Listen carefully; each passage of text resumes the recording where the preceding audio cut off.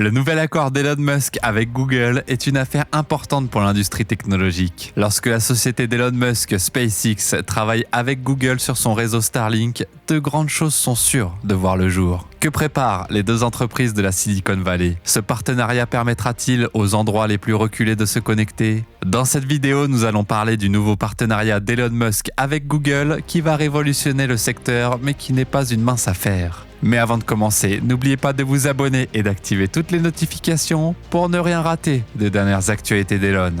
C'est parti.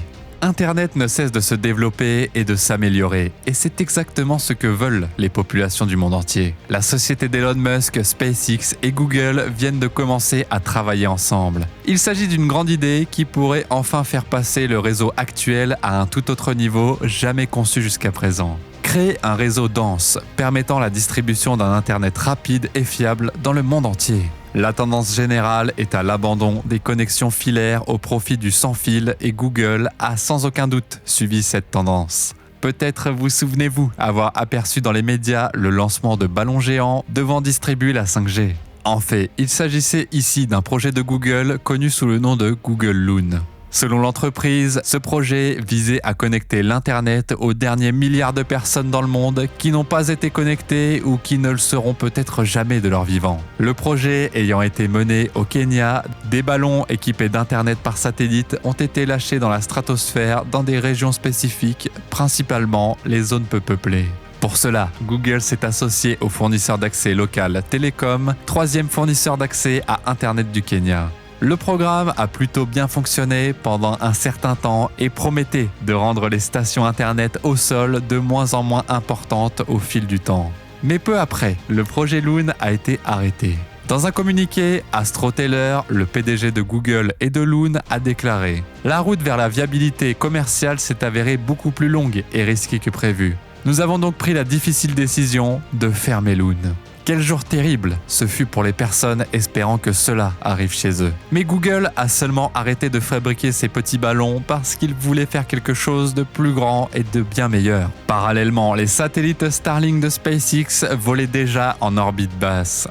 Musk et sa société spatiale ont envoyé en orbite basse une précieuse cargaison de satellites Internet baptisée Starlink. Plus de 2300 satellites en parfait état de marche sont actuellement en orbite et ce nombre ne cesse de croître. En fait, d'ici le milieu de l'année 2027, l'entreprise souhaite disposer d'un réseau de 42 000 satellites. Mais alors, pourquoi SpaceX se lance dans ce projet ? SpaceX affirme que l'Internet par satellite permettra à tous les habitants du monde d'accéder à Internet de haute qualité, quel que soit leur lieu de résidence. Il y a déjà 36 pays qui peuvent utiliser cet Internet et ce nombre ne cesse d'augmenter. Et en septembre 2022, plus de 500 000 personnes étaient inscrites auprès de SpaceX. À ce jour, Starlink est le meilleur moyen de se connecter rapidement à Internet.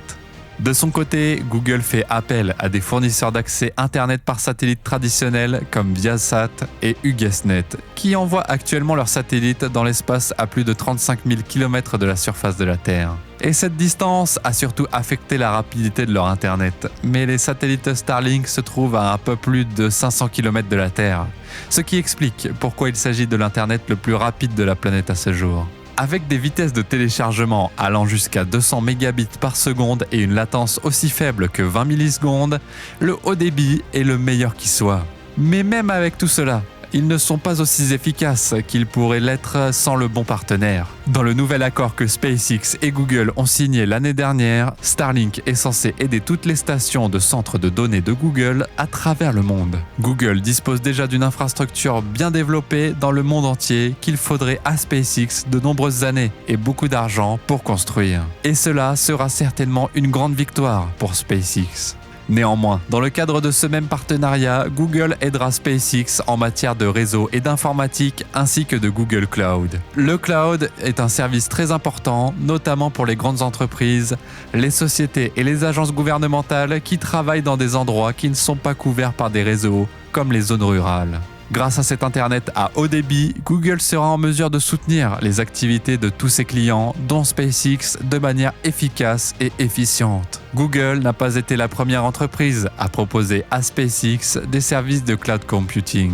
En 2020, Elon Musk et Microsoft avaient conclu un accord selon lequel Microsoft utiliserait le réseau Starlink et SpaceX utiliserait les services de cloud computing de Microsoft appelés Azure. Mais la décision de Google de former un partenariat avec SpaceX a été mûrement réfléchie et aidera l'entreprise à être compétitive dans un secteur actuellement dominé par Amazon, qui est connu pour ses services de cloud.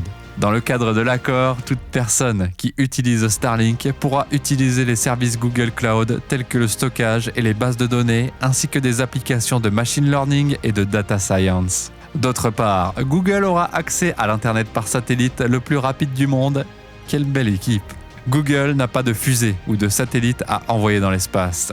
Starlink, quant à elle, ne dispose pas de toutes les infrastructures importantes au sol pour coordonner ses satellites. S'exprimant sur les perspectives de ce nouvel accord, Gwynne Shotwell, présidente et directrice de l'exploitation de SpaceX, a déclaré: en combinant le haut débit à faible latence de Starlink avec l'infrastructure et les capacités de Google, les organisations mondiales bénéficient de la connexion rapide et sécurisée que les organisations modernes attendent. Elle a également déclaré: nous sommes heureux de travailler avec Google pour donner aux entreprises cet accès.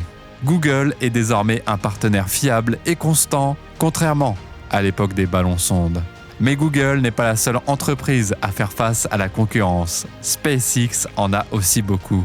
Amazon, qui appartient à Jeff Bezos, la deuxième personne la plus riche du monde, est en charge du projet Kuiper. Et si tout se passe comme prévu, Amazon enverra 3200 satellites en orbite basse pour créer un réseau capable de fournir l'Internet à haut débit partout dans le monde à son tour.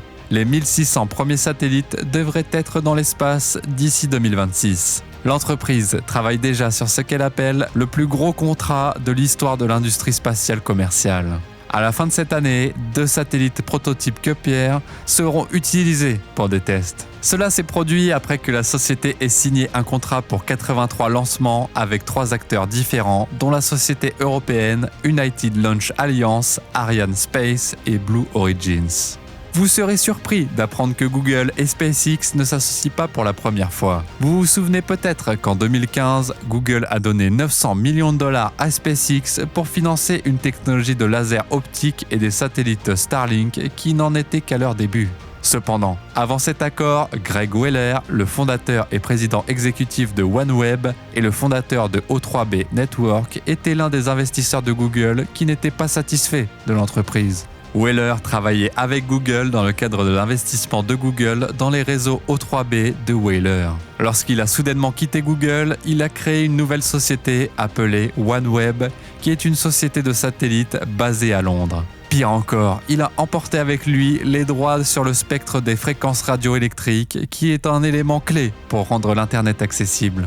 Google n'avait plus beaucoup de choix, le meilleur étant de travailler avec SpaceX pour améliorer ses technologies. Elon Musk ne s'est pas contenté de travailler sur le Starlink, il a également réfléchi au développement du laser optique. En fait, il a décidé d'utiliser cette technologie pour relier ses satellites Starlink. Mais il y a un petit problème à cela.